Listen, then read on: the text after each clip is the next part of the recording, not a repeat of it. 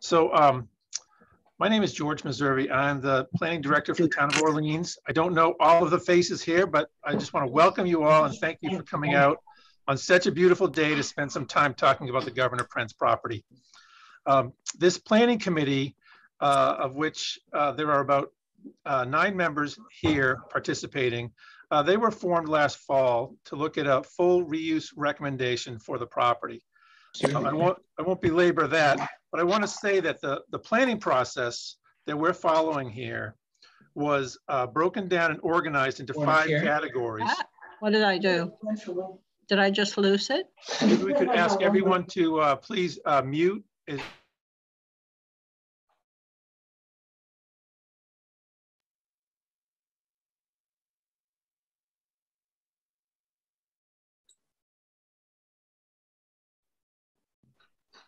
George, you're muted.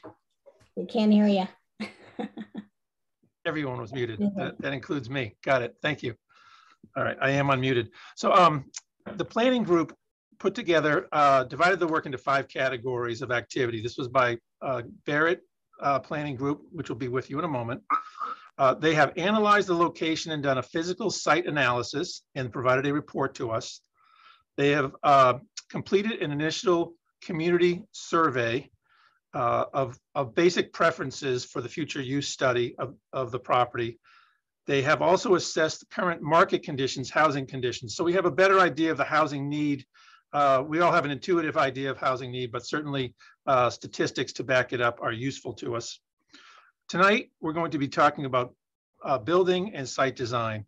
And to many residents, this is the most important part of the planning process, what the project will look like, how it will have its appearance in our downtown, how it will complement and support Orleans. After this meeting, the consultant will develop 3 to 5 development scenarios, which may include some non-housing and housing components, and those will be brought forward for further public discussion. So we hope to have a draft report for the committee members and the public to review and consider sometime in the early summer, with a final report made to the select board, hopefully before Labor Day. We'll see how we do on that. So I think that's enough introduction. With that, John Sargent is the chairman of this committee. John, if you want to make any remarks, you are currently muted, and then we can pass it on to our consultant. John, you're muted.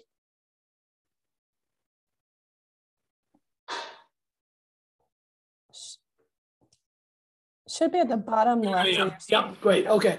Thank you very much. I want to thank everybody who has tuned in today to help us reach this advice that we're going to give to the town. This is really a sort of a turning point in our committee, but before this, we've been gathering information. Now we're going to start presenting ideas for you, and we really, it's essential that we have as much input as possible. So thank you very much. After this, if for some reason you have some ideas later on, tomorrow or the next day, please get them back to us. You can get in touch with me or George or any of the committee. But we'd really like to make sure that we get every bit of information as possible. It's very important. So thank you again. And with that, I'm going to turn this over to Alexis and Elizabeth from the Barrett Planning Group, and we will go ahead with them. Thank you all very much. Great. Thanks so much, John, for that introduction. And we're so excited to be here with everyone again. I'm just gonna take a minute here to make sure oh wait, Alexis, did we say you're sharing? We did, didn't we? Yes, we did, and I will share. Can everybody see this? We can see it just fine, yes. Hooray.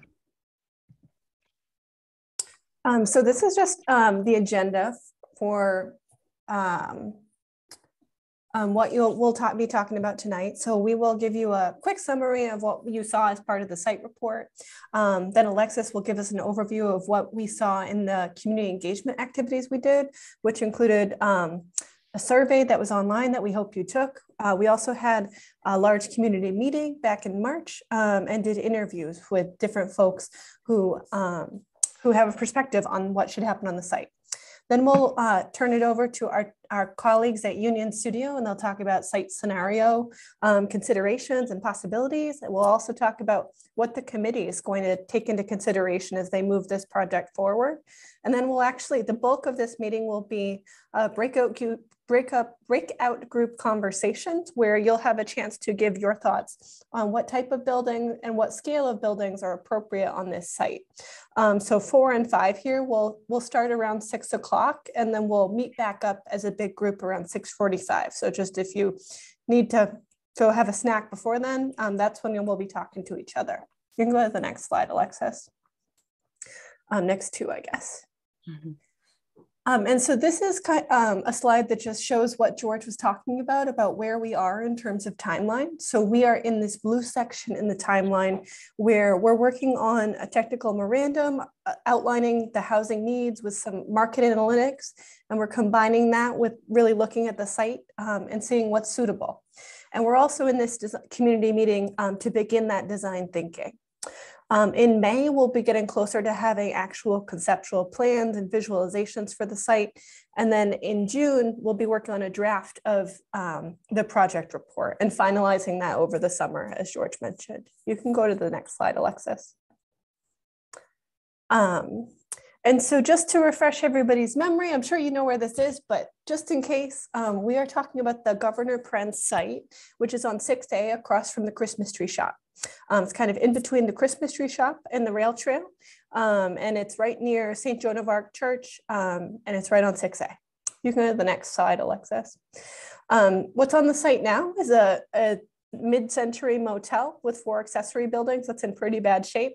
It's got 2 access points for vehicles on Route 6A. And the site itself is about 5.5 acres. It's 2 parcels. And it's going to be connected to water and sewer by the end of the year. You can go to the next slide, Alexis. And so if you were at the last meeting, you saw a lot of the kind of different considerations that got to this summary. But the summary of what the site report found was that there's a lot of opportunity in this site. It's accessible and it's an essential location in town. It's a huge opportunity to address the massive amount of housing needs that there are in Orleans. But it also could be an opportunity to further the goals that Orleans has around economic development, as well as climate resilience and other planning efforts. And then there are some constraints though. This site has some steep topography, and that if you were going to develop it, that could pose issues related to the amount of earthwork that might be required and how people or cars or bikes might get around the site with that steep topography. And that's going to impact the building types that are possible on the site, as well as requiring that you think about how drainage works, where water goes as you develop the site. It also should be compatible with what else is in town. Orleans has a really unique character that this building should, or this development or what happens on the site should be compatible with. And there also are limits imposed by the current zoning. Alexis, you can go to the next slide. Sure.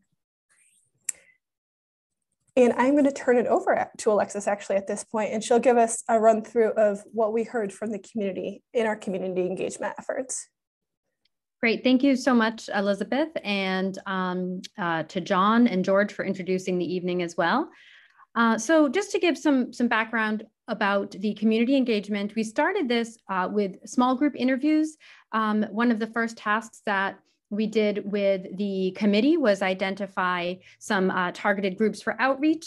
And so through that, we early on, just to kind of learn a bit more about the community's needs and about the site in particular, we reached out to various groups, and we ended up interviewing 23 individuals, although a lot more were invited, involved with this project or with insights into community housing needs. So some participants included representation from various town bodies, boards, committees, commissions, town and school staff, abutters to the Governor Prence property, members of the business community from the Chamber of Commerce and a business owner, and then also affordable housing and or advocacy agencies such as CDP, Habitat for Humanity, and also the Housing Authority. And then, so these were just some kind of high level interview findings, and these were areas of kind of majority but not universal consensus. but things that we heard kind of a common threads. So the town has a unique opportunity to get it right, to create what some referred to as kind of a model housing development, and kind of how that is defined differs for different people, but it's just a very unique opportunity here. Also, a lot of consensus that there's a strong link between the lack of what is often called lowercase and uppercase a affordable housing and the difficulty maintaining local employment base. Also, there's a variety of housing needs at a range of income levels. The Cape's unique housing needs are becoming more pronounced and undeniable, and a general sense that more commercial or retail is not necessary or appropriate for this site. Now, Elizabeth made a note about the potential for this site to support economic development. And so some of the things that came out in these conversations were other ways that this site can facilitate that, but not necessarily by putting more retail on the site itself. We did have that as an option on the survey, as you'll see, so people still could certainly talk about whether they thought more retail was appropriate, but that was just some of the things we heard from those small group interviews. Areas where there was a lack of consensus, whether the site should be entirely used for housing, whether there should be some kind of secondary use if not housing. Also, appropriateness of using the site to address the need for seasonal worker housing as opposed to housing for year-round residents. What income levels have the greatest need? Although we did hear frequent references to firefighters, police, teachers, that kind of tier of what's often called workforce housing. So some concerns that were raised that were really pretty site specific that we wanted to make sure we pass along to the architectural team we're working with on this. Site specific concerns related to the general security of whatever gets put on the site. So for example, preventing pedestrian cut-throughs for the residential abutters, creating some sort of visual privacy, reducing noise and lighting, just general things that would kind of impede on the quality of life of people living nearby, building height, the potential to add traffic. And then as Elizabeth mentioned earlier, we actually heard this pretty extensively through the community engagement so far as kind of the look and feel of the buildings, whatever goes on the site. So then we also had the community meeting on March 14th, which I do see some familiar faces from that. So just in kind of a summary of that, we did a project overview during that meeting, gave a more detailed presentation of the site report. I know Elizabeth went over some of the high level opportunities and constraints this evening. And then we did breakout group discussions focusing on like kind of a vision for the site. Meeting attendance fluctuated throughout. That tends to happen during virtual meetings, but during the breakout group sessions, it ranged from 8 to 12 people per group during the course of discussion. So that's kind of a general snapshot of that meeting. Some takeaways.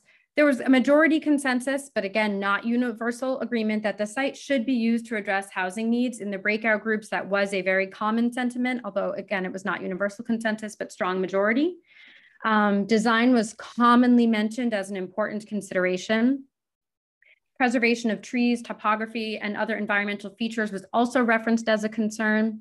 2 areas where there was kind of a lack of consensus.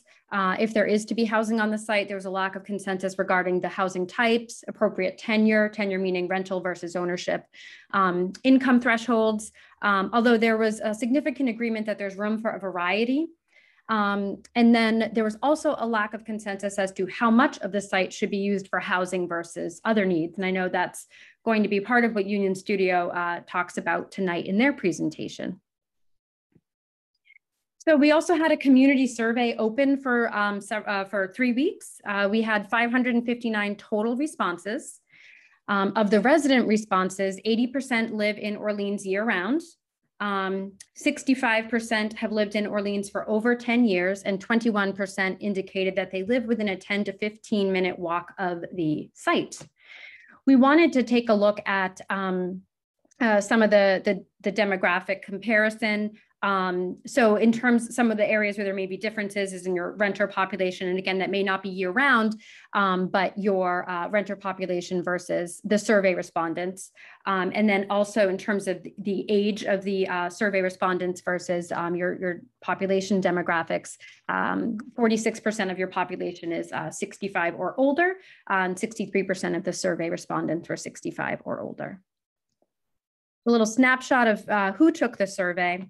But then, you know, the real interesting stuff is the results, which I'm sure a lot of people are interested in. So the survey was organized first to talk about housing as a potential use, and then to talk about other uses as well. So to frame the housing conversation, we included a description of income levels and what that might look like, how that would correlate to jobs in your area.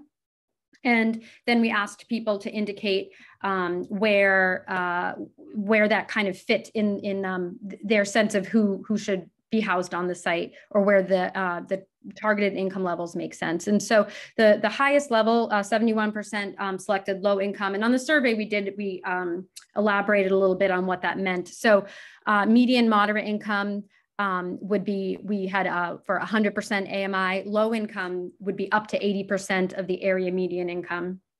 And 52% said very low income, and then on down. And so that was, in terms of the other responses, this is a major simplification of this. We are kind of diving through all the open responses, but just kind of high level.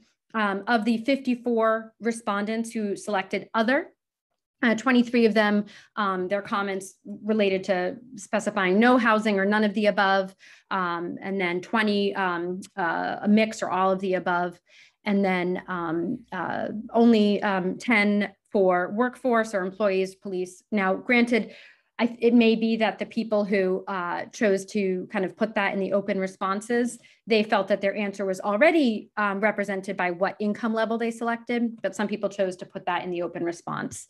And then in terms of the tenure, the participants were also asked about whether it should be rental for year-round, home ownership units, or some mechanism for seasonal workers to be able to live in Orleans.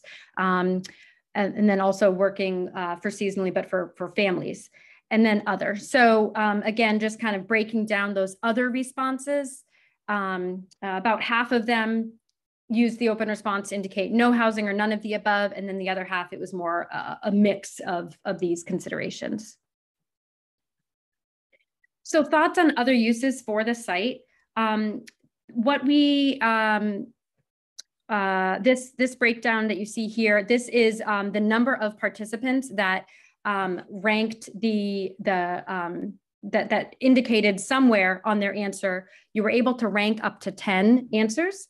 And so the one that had the most rankings altogether was a community center for a secondary use.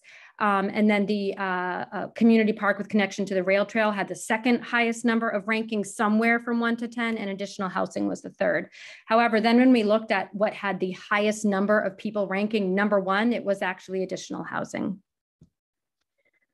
And so some of the, I'm just gonna walk back on that. So in terms of the, for municipal facilities, some sample responses, library was commonly mentioned. Senior center was also probably the second highest, and then some combination of those two. There were a lot of other uses. This is a very sample list, but that's just to show you how many ideas people have. And that's one of the major things that we need to discuss, is the feasibility of some of these ideas. So those common values: majority of support for affordable housing on the site, an interest in a mix of uses and a mix of incomes, and the importance of kind of visual attractiveness and kind of a Cape context for the visual look of the site. Lack of consensus from this community engagement, disagreement on primary use for housing as well as the secondary use, and then differences of opinion on the tenure and incomes of affordable housing on the site, and also the variety of uses and building types that would complement the eclectic town center. So that is it for me on community engagement, but you want to kind of keep those things in your head as we move into the breakout groups, because I think it kind of helps frame the discussion, which is going to be focused on design. But first, I'm going to turn it back to Elizabeth, who's going to talk a little bit about the kind of criteria that the committee may be using to help make their decision. Thanks, Alexis. Can you go to the next slide? Sure.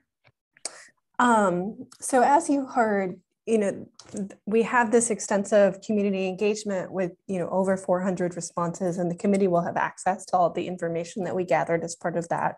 So that all obviously will be front of mind for the committee.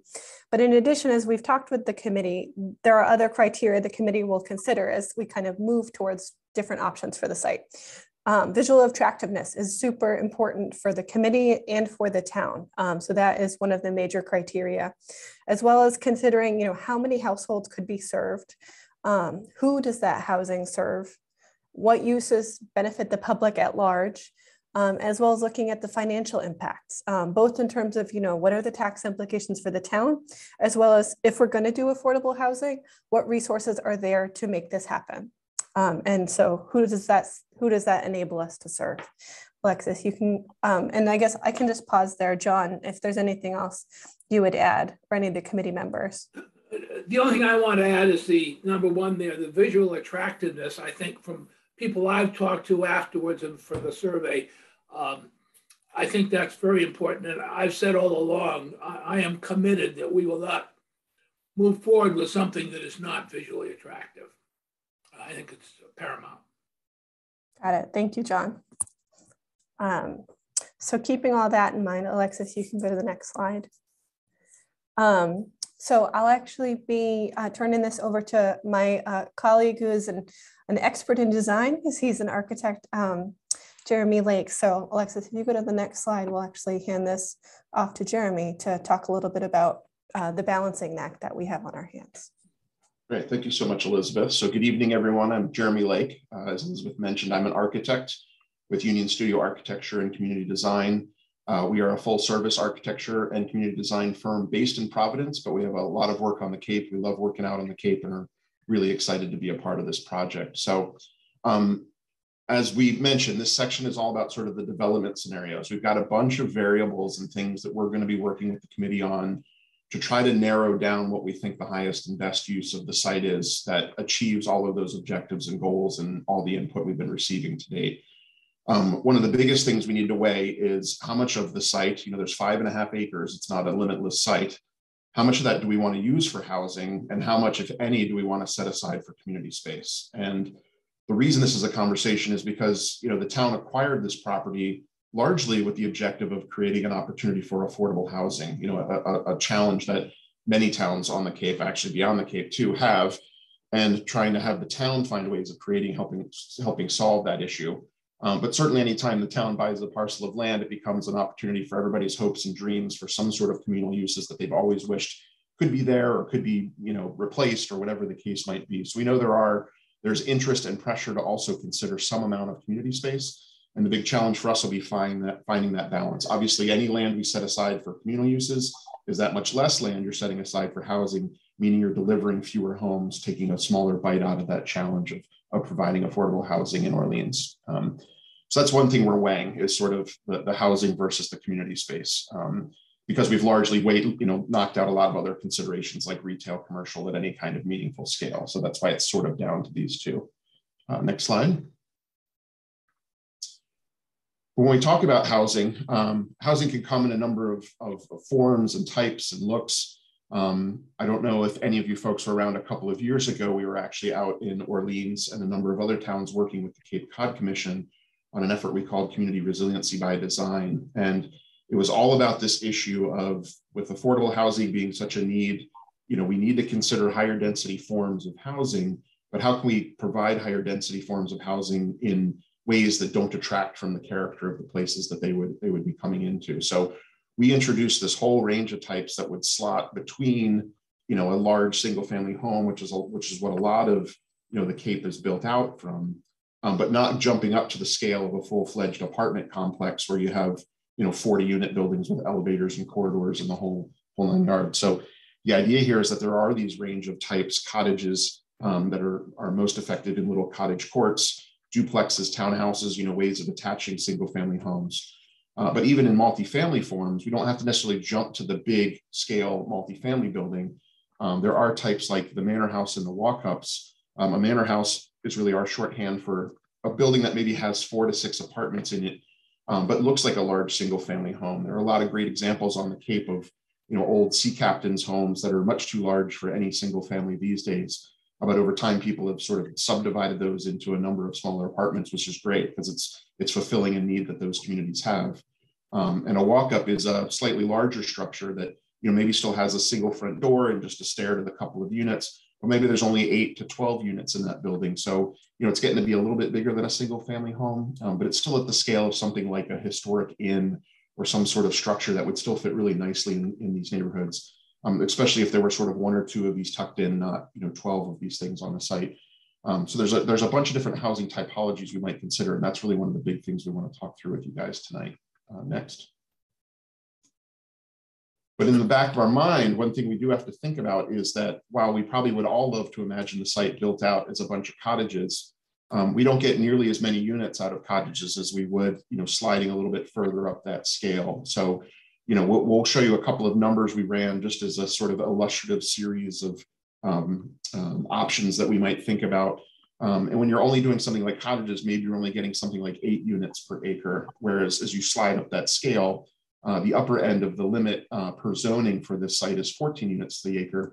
So if we were to do something that was primarily some of the multifamily types, not necessarily the walk-ups, those actually can go well beyond 14 units to the acre. But as we get more to the multifamily end of the scale, we could start really filling out the site with the sort of maximum potential that it could provide for affordable housing. Concurrent to that is also the challenge of the costs. Cottages have a higher cost per square foot than these other types as you slide up the scale. So again, when you're wrestling with issues of affordability, you have to be careful that you don't, wish the whole thing was these, cute little cottages that actually can cost quite a bit. That's not to say that we have to preclude them altogether, but these are just the things that we need to weigh. Again, it's all about balance, right? And there's also nothing to say that we can't do some mix of these, right? It doesn't necessarily have to be all of one or all of another. It could be a combination. So again, that's one of those variables that we're going to be considering and trying to understand. Next slide.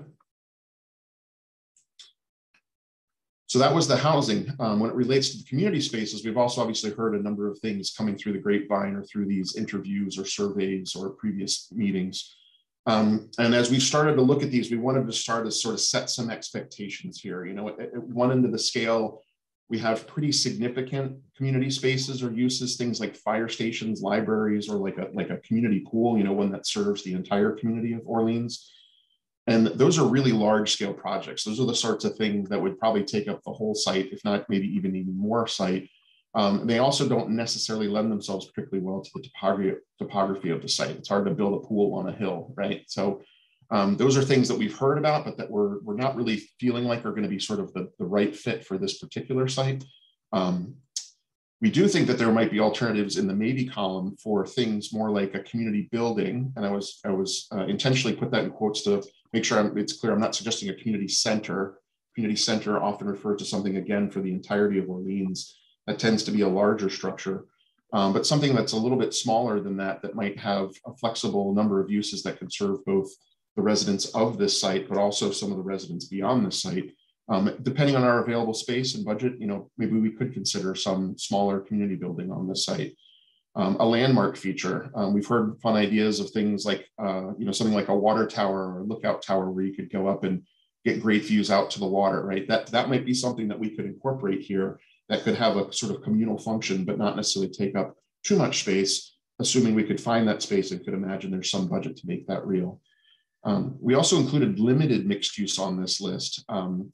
So most of you probably wouldn't think of necessarily, some level of commercial space as community space. But I do think a limited amount of commercial, and I'm saying commercial, not retail, but commercial, which could be something like a coffee shop, but could also be co-working space, a little bit of flexible office space that could be used by any number of folks here. We might find that that's actually almost an amenity for the residents that are both on the site and just beyond the site. So it's not trying to necessarily introduce another Starbucks or something at that scale, but maybe a smaller scale use could be a potential here. Again, these are all things in the maybe category. Last but not least, in the definitely category, some of the things that we've heard that we definitely think, because they're really compatible, reasonable costs, would work well in a housing community would be a connection to the bike path. The bike path is behind the site, but we do think it would make a lot of sense to imagine some sort of publicly accessible access to the bike path through this community. So being mindful of not running that through some folks' backyards, but really thinking about a really public way of making your way down and taking advantage of that amenity. Certainly the units that we would propose when we get to denser types where the yards get smaller and smaller, the way we counter that is providing some sort of a residential green space. So a shared green where people still can get out and kick a ball around or do whatever, get together with their neighbors for a little happy hour. So I still think something of that magnitude we would imagine being here for sure in any capacity. And some sort of play space, again, not knowing exactly that can range from a fairly simple little couple boulders that kids could creative play on up to something more like a full-fledged tot lot, again, depending on the space we think we have available, the budget we have available for it. So again, when we talk about community space, there's a number of considerations there as well that we'll be considering to weigh. Next slide, Alexis. And so I did want to share, when we were out here a couple of years ago with the Community Resiliency by Design project, this was one of our case study sites. We actually looked at the Governor Prence in site to be an illustrative example of the sorts of things we were talking about. So earlier when I showed you that range of housing types, we actually did the scenario where we said, let's imagine this site has a mix of cottages and duplexes and townhouses and maybe a couple of those little manor houses. And let's array them in a nice little community that's got a connection to the bike path and has a little bit of mixed use up front. And so this was a scheme we came up with. This was 52 units on the 5-acre site. This didn't include the little half-acre site, the adjacent building that the town's also acquired. But this was about 50 units on the 5 acres. So it's coming in at about 10 units to the acre. So this was at sort of that lower end of the spectrum of what is possible out here. But you can see it's almost entirely housing with a little bit of community space. And it achieves a fair number of units, but we left some units on the table. We didn't go up to the full 14 units to the acre. Next slide, Alexis. Oh, and we had included, never mind. But so that was that scheme, just as an illustrative example of what the sorts of things we'll be weighing and considering would be. So here we wanted to provide sort of an illustrative matrix of options. So weighing all those things I've just been talking through. On the left, we have, with the 5.5 acres we might be looking at scenarios where it's mostly housing. There might be scenarios where we have some community space, say a third of the site were set aside for some community space. And I do think we owe the conversation a little bit further to talking about mostly community space. What if we set aside 2/3 of the site for something a little more significant on the community side? Still had some number of units, but not as many as we might otherwise expect. You can see the potential concepts that lends itself to. And then the numbers sort of show how that would play out depending on the number of units you put on the site. So if we were to look at the mostly housing scheme where most of the site is housing with just limited bits of, the trail connection and some residential greens, we might get 40 cottages on the site, which would be pretty great. If we go up to mostly apartments though, we could get up to 77. That's that maximum allowed with the 14 units to the acre. Or we could do some combination of these, which is that last column where we're showing, call it 55 units. That's a mix of, cottages, maybe some townhouses, maybe some apartments. And so as you go through each of those scenarios, obviously, as you give more land over to the community space, you have less land for the housing. So by the time you get to that bottom row, if we just did cottages on a third of the site, because we wanted to set aside a big amount of space for community space, we're only looking at 15 to 20 units. So we're not really getting too many houses out of the deal at the end of the day. And you have to wonder if it was worth all that effort. So these are the things that we're weighing. These are, when George mentioned, we're going to be doing sort of 3 to 5 scenarios. We're going to be working somewhere within these range of options to try to start testing some things out and working with the community to see not only what feels right, but what also is financially feasible. I mean, at the end of the day, we need to make sure an affordable housing project is fundable. There's grants, there's sources of funds that will help pay for that. Or if we're proposing some component of market rate housing, is it reaching a critical mass where somebody would actually take that on and it's not just sort of 3 units that nobody's interested in tackling. So again, we've got a lot of variables we're considering, and over time, the hope is that we'll slowly be whittling that down until this sort of final consensus vision that's considered all those things that we're thinking about through this process and deliver that sort of final vision. Next slide. So with all that said, we're ready to start getting some of your input. So we've set up a visual preference conversation. Alexis, if you want to go to the next slide. We're going to break out the group. I think we're going to have 5 breakout groups. And so based on the number of folks we have, we're going to be looking at about 10 or 12 folks in each of the groups if you're willing to stick around and keep talking to us. We're going to do 5 pairings of images. We're going to throw up 2 pictures like the example you see here. And we want to start to get your thoughts about what sort of types and what sort of scale of the housing you think is appropriate for the sites. This is focused on the housing specifically. With each pairing, we're going to give you the option with a show of hands to say either, I think the image on the left is more appropriate for the site. I think the image on the right is more appropriate for the site. Or you could actually say, I actually think both images are appropriate for the site. I have no issue with either one of these being here. If you don't feel like either is appropriate for the site, you can choose not to raise your hand. Although I think in every case, we tried to pick at least one image that we thought at least was reasonable and appropriate. So we're hoping that we're not going to go through the slide deck and at the end have everybody just with their arms crossed and no votes cast. So, so that's the exercise. And then at the end, what we'll try to do is come back together. Those of us that are leading the conversation and some folks taking notes about the conversation, we'll try to come back and just regroup all together one more time to share a little bit about sort of what we heard, what images really seem to resonate with folks. Okay, great. Thank you very much, Jeremy. I'm going to be launching the breakout groups in just a moment. One thing I just wanted to say for our note takers and facilitators, just very quickly, Brett, you're going to be in group 4 now with Erica. So just a heads up, it's slightly different than our facilitator guide indicated. So I just wanted to let you know so you didn't worry you were in the wrong place. But everybody else should be all set. And so for the participants here, when I launch the breakout groups, you're going to be invited to join one. And then when you're moved in, it almost looks like your Zoom is closing for half a second, but I promise it's not. You're just being moved into the breakout group. We are going to be spending about 40 minutes in these breakout groups. And facilitators, I'm going to ask you just to try and keep an eye on the time with your note takers. You probably don't want to spend more than 7 minutes on a pairing. Because we want to leave that 5 minutes or so at the end to talk about what your group had some kind of consensus on and what pairings led to the most dialogue. So with that said, I am going to go ahead and launch these breakout groups.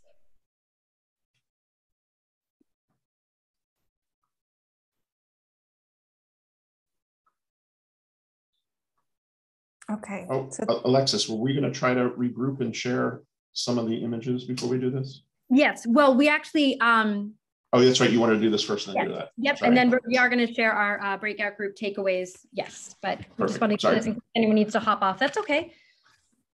Sure. Thanks, Alexis. So the next steps for the consulting team and the committee is the committee will take today's meeting and previous meetings feedback as well as the survey that was done into consideration. And they're going to work to refine 3 different options with our consulting team, which includes someone who will help us do financial analysis, and then Jeremy working on real site drawings. And then our team will be working on a technical memo to kind of ground that work in what's the housing need and what are the market conditions in Orleans and on the Cape. What's next for you? How can you stay involved? We will have an online visual preference survey that includes these images and some more, so we can get more detail of what the community's preferences are, both if you are here or if you have friends, neighbors, folks who are working who wanted to participate and couldn't, they can fill that out as well. And then we will have a final community meeting in late May. So please check the project page for updates on that. The schedule is still tentative, but we're looking at the end of May for a final community meeting where we'll be getting you some real images of what the committee thinks are good options for what should be on the site. And so Alexis, if you want to jump to the next slide, we can hear back from the different groups. And I think my group is first. Okay. Oh, so do you want me to pull up the the slide so that we can navigate? If you could pull up the images, that would be great. Absolutely.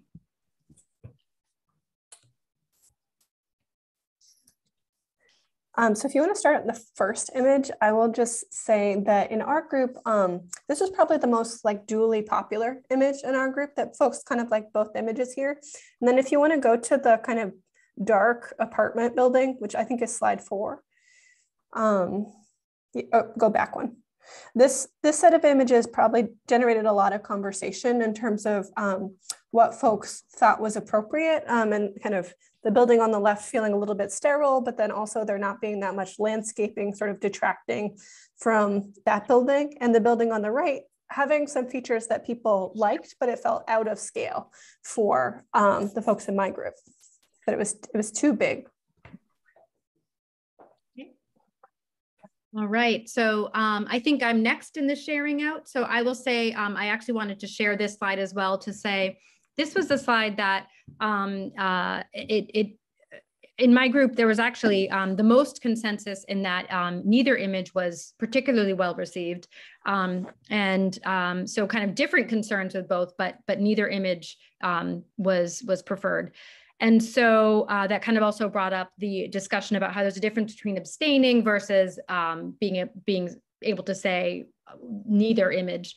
So that was one thing that came out. And then the other thing I wanted to share, interestingly, the image on the left here was in the sense of the pairings, the most well received, but primarily because in its juxtaposition to the image on the right, not necessarily that this was something that people loved the most, but because in contrast to the one on the right, but that had received the most votes in any pair. There were several where most people voted both actually. So that was good to hear, but in this pairing, left was the strongest. So then we can move, Jeremy, your group, if you just want to tell me which slide to go to. Yeah, before I do, I think based on what we talked about, because we had similar conversations, we should probably add a voting option on the online survey for neither, because that did come up quite a bit, which I don't think surprised me, but actually being able to track that you're actually actively voting neither, not necessarily voting one or the other or both was an interesting bit. Yep. If you go to the first pairing, sure. I would say much like Elizabeth reported, that was the one that I think generally speaking got the most positive feedback, whether you were left, right, or both. There weren't a lot of sort of abstaining votes. There might have been one or two. We weren't tracking that with this very first one, but the numbers suggested most of the group were voting one way or the other. And we also circled back to this at the end, and I think folks, what really resonated was the style of these buildings is very appropriate for where we are. The presence of porches was something that resonated, and folks felt like there was a lot of importance to including those kinds of features. And so I think these two images, both the typologies they represent and the way they were, designed were well received. If you go to the next image, so these two types are not too dissimilar in terms of the housing typologies, but there was a lot of negative response to these in our group, having to do with the fact that the character of these felt inappropriate, be it the architecture itself, it's a little bland, it's a little sterile. Even the way they're sited feels a little rural, doesn't feel like it's necessarily appropriate for this location. So this was one, I could go through all five, but I know we're not supposed to, but I thought it was very interesting that even though we were trying to get around sort of typology, we couldn't help but get into style and character. And for me, there was a lot of informative discussion in our group. I look forward to seeing the notes from the others, but even though we weren't necessarily going there, the overarching point was design is important. This needs to look visually attractive. It's sort of like independent of what types you use, make sure that they have the right detailing style fit for this context, this community. Okay, great, thank you. Erica, you just want to tell me which pairing to go to? Yeah, great. You can go to image set 1 as well. I think much like Jeremy said, there was a large tendency to get to a discussion of style and character and my group as well, and also sort of the surrounding context and the landscape. So I think in this set, there's a lot of people who voted for either one or the other images. The one on the left in particular is probably the most favorable considered to the one on the right, not because of density, but because of the character. They thought it might look a little utilitarian or kind of bare. And then the third set of images, I think, go this one, also generated a lot of discussion around the density. And I think people were very favorable towards seeing larger buildings, whether or not they liked the look of either of these or not, but they were preferring to see a higher use of the site. And it also generated a lot of discussion around open space and park space and how that might be seen on the site, whether or not the buildings were going to be set to the back of the site and where this open space might be and the connection to the bike path. So there was a lot of discussion that these buildings generated around that as well. Great, thanks. And then Tyler. Yeah, great. So I think our group had a lot of similarities to the others. I think that the final slide was the one where the voting was the most lopsided, 10-1. The one on the left was preferred. Again, not saying that that was everyone's favorite image overall, but this showed the most favoritism, between two images. Pairing number 2 was also lopsided, but most people abstained. 5 people went for the one on the left and everybody else abstained. So I think that one was generally unpopular. And we heard that as well. And just like some other groups, we identified the next one in the show, number 3, as the one that generated a lot of discussion. This is the one for us where the most number of people liked both, but the votes were pretty evenly spread throughout. There were pros and cons to each, but I think that, we talked about parking, we talked about the height, 2.5 versus 3 stories. Landscaping came up a lot. Our group noticed an interesting pattern where on almost every slide, everyone preferred the landscaping in the image on the right. And to the point where someone asked, was that intentional? I don't think it was, but that was a fun observation we had in our group. And we had a lot of great conversations, but in the interest of keeping it brief, I'll leave it there. Great, thank you. I think we wanted to close it up and give the participants in the breakout groups an opportunity to share other thoughts if they don't feel as though they were conveyed during that report out, or if you weren't able to convey it during the group discussion, any of the images you had comments on or anything else. Now we would like to open the floor. Are you calling us? Yeah. Sure, Elizabeth, is that how you want me to just go through, and if I see a hand raised? Sure, yeah, we can go through for folks who have hands raised. The first one I saw was Kevin Galligan. Thanks so much, and thank you everybody for participating. Really great input. One thing in terms of when you are seeking the additional input through the survey for further visual preference, and it came up in our breakout group, is it possible, not to be biased in anything, but just at the bottom, like you've got this image, just a little caption that describes what it is in summary, whether it be, a quick snapshot that this is a multifamily, or, just something that allow people to have a better understanding about what's going on in the space. Mm-hmm. That'd be great. Thank you. Thanks, Kevin. I see Jack. Yeah, I, of course, am interested in open space and park-like facility for beautifying the town and not having affordable housing right in the center of the town. There's much more, I think it'd be more appropriate to have it in other places rather than right in the center of town, where right now it's not a beautiful place. It would bring in much congestion. But apparently the buying of this land is linked to monies that would be put to affordable housing. So some of it may have to be affordable housing. I'd like to see pictures of various ways of having a town park, open space in the front of this property, and then the grayish building where it's moderate density put way in the back of the property. And that would look very beautiful, I think, for the town. And it would also allow access to the bike path. So pictures showing more of the open space in front of the affordable housing, I think, would keep the beautification of the town and also allow some affordable housing. And, I think walking through town, allowing people to have a park to stop in and rest when they're walking through town, we need to see pictures of that. Alexis, maybe you could stop sharing your screen. It might be, then we could sort of see each other a little bit better. It might help with the hands. I did want to make a quick comment to that, which was we had this conversation in our group, this idea of trying to sort of hide density, like to kind of tuck it in certain locations. This site, it would be hard to do that because there you see it from the street, you see it from the bike path, you're going to see it from the church. It's a visible site. So I think no matter what we do, we're going to have to be very mindful, I think, as everybody's agreeing on this call, to what the design of the buildings are, no matter where they are on the site, because of the visibility of that. You know, there's no hiding the big building in the back. There is no back, right? It's a building that's got a lot of visibility. So something we'll have to be very conscientious of and make sure we're doing a good job with. Could I make a comment? Oh, sure, Sue. Oh, and then Andrea. Yeah, thank you.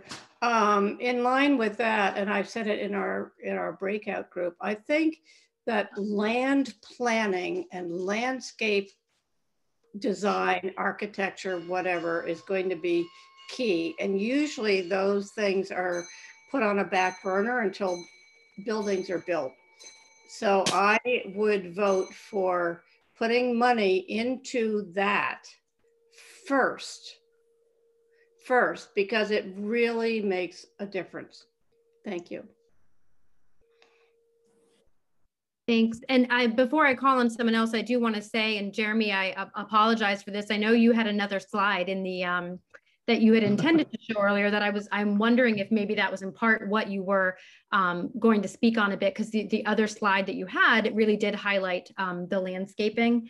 But that may not have been what you were going for with that slide, but I'm happy to pull it up if you would like me to at any point. I think let's keep the conversation going here. Sure. Yeah. And then Andrea. Andrea? I just wanted to point out, because it was the last slide up, and it's 18 West. In our group, Lynn mentioned parking, the whole question of parking. And in 18 West, they are at that 3-story height, but they also use part of the first floor for a covered garage and minimize their on-street parking that way. So just as a clever offset for future reference, if we end up with something large scale, we could tuck parking somehow into the site and hide it. Mm. Okay. Bonnie? Yeah, well, it's actually Meph Runyon. Bonnie's my wife, and she's here. But my comments are going to kind of tailor with Andrea's. You know, we have a 5.5 acre site, and there's already a lot of competition for every square inch of it. And people want to have, you know, quality housing. They want to have space for parks. They want to have it be visually attractive. And we're going to devote, I don't know what percentage of that 5.5 acres to asphalt for cars. And the expense that goes with trying to hide those cars adds to it. But I think it's worth exploring in what ways the cars can be both hidden visually and maybe put in places where we don't use up space that could be better used for other things. I think that's an excellent point. I just want to suggest that one of the real advantages of the site, because it is in town, it is on a bus line, you know, it has proximity to a number of things. I think our intention would be to be pretty aggressive with the, you know, reducing the amount of parking we might include, certainly not to levels that are not, you know, unsustainable or problematic, but it is another advantage to not selling $1 million homes where everybody expects to have 3 or 4 parking spaces. You know, we can try to find a better balance between a real need and take advantage of the in-town site to try to minimize the parking. So good point.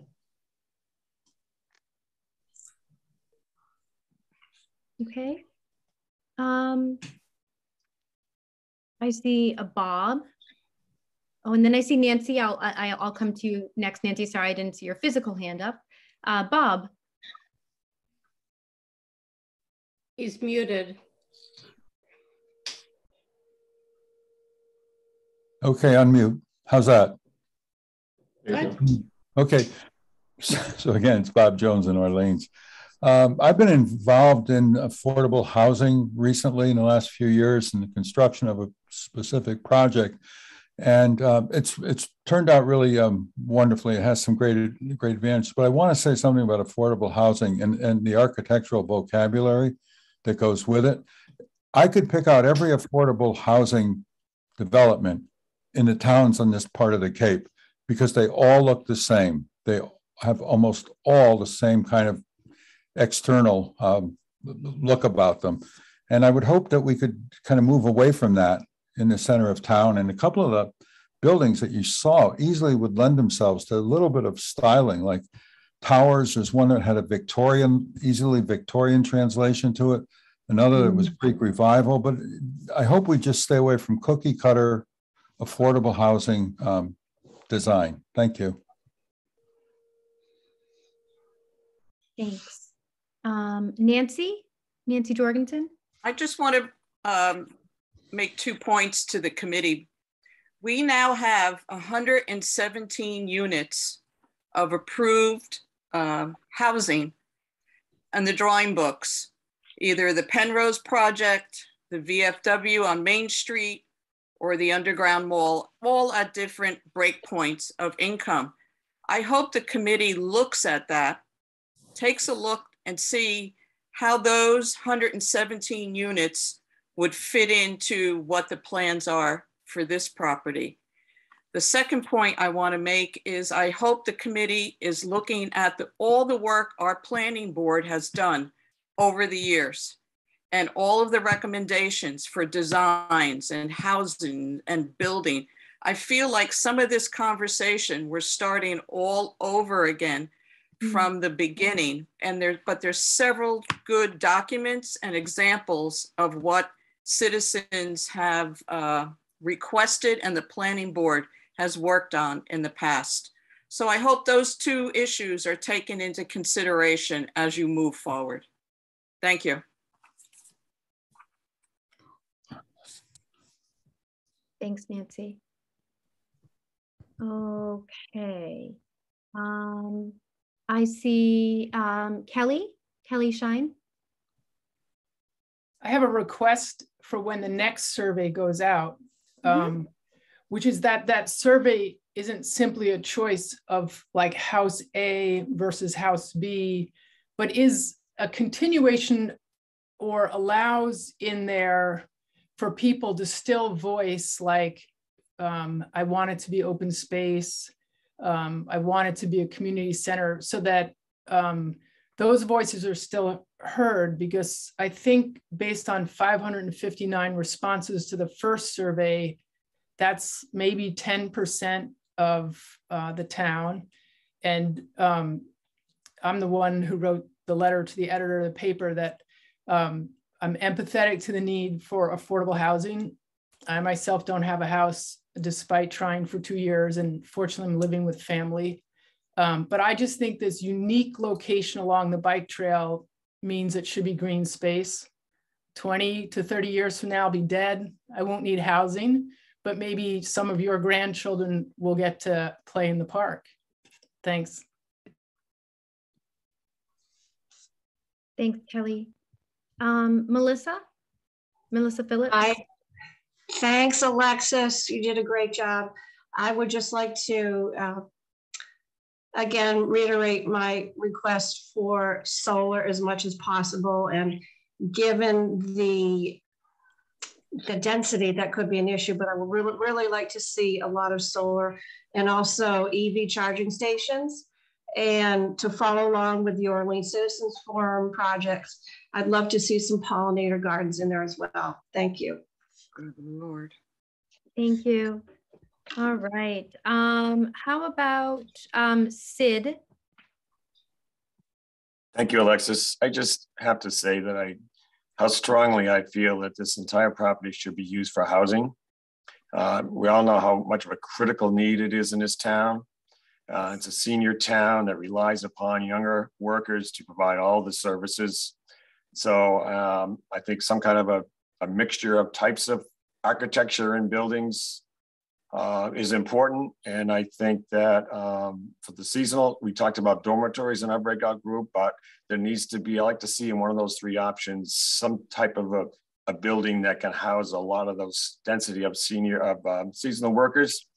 And then priority given to our workforce rather than being low income and senior housing. We have other venues for that in town. Thank you. Thank you. I see Debbie. I see, I believe 3 more hands. So I think we'll call on those and then probably start to wrap it up unless anyone has other pressing thoughts. So Debbie Oaks. Oh, thank you. I just wanted to reiterate actually what Bob was saying and some others as well. Sid, some of what you said. I think with the concept of density in the village center is exactly what the town has been working towards for many years on the planning board, and through many efforts that have been taken, including the sewers, which offers an opportunity to have more density of housing, therefore more affordable housing, whether it's big A or little a, that can serve a wider population, which is rapidly, or we are at the point where that is just not possible in this town anymore, or even in the adjacent towns. And that, we live in open space. Everything around the village center is open space.